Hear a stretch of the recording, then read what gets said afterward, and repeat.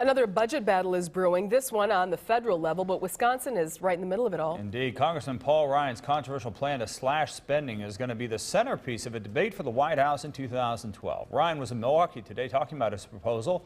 He also talked with our Mike Lowe. Mike. Good evening, Brad. If you're a Republican, the Paul Ryan budget is the path to prosperity. If you're a Democrat, it's the road to ruin. And if you're a voter, it just might be the central issue in the 2012 campaign.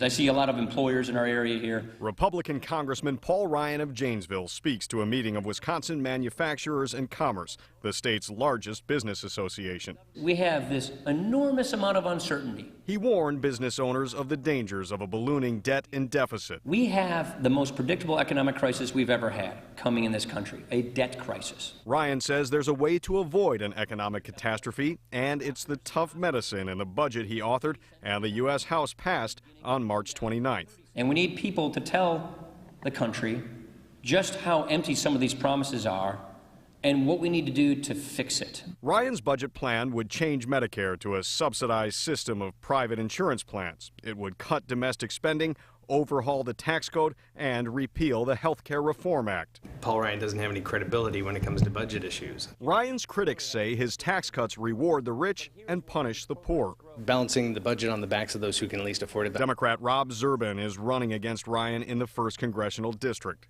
We need a congressman who's going to go there and fight for increased investment in our infrastructure and our education system as opposed to cutting it. Ryan says welfare cuts will lead people back to work. What we want is an upward mobile society. How can people be upwardly mobile if there are all kinds of cuts in this budget to the types of programs that would allow them to be upwardly mobile? First of all, you have to remember our spending is on an unsustainable trajectory. Our deficit and debt could trigger a terrible recession and a debt crisis that hurts the people who need government the most, the first and the worst. But Zerbin says Ryan's record shows he's not serious about cutting spending. If you look back over his 14 years in Congress supporting every one of the Bush budgets, the Bush tax cuts, 2 unfunded wars, the largest expansion of Medicare Part D, or largest expansion of Medicare, which was Part D, which was unfunded. You have to go back and look at his record of what he's done and say that, where does he think he has the credibility to come up with a proposal and pretend that he is a deficit hawk? And during his talk, Ryan also mentioned the Wisconsin governor's recall race, calling it the 2nd most important election in the country, next to the presidential race. Back to you, Mary. Mike, thank you.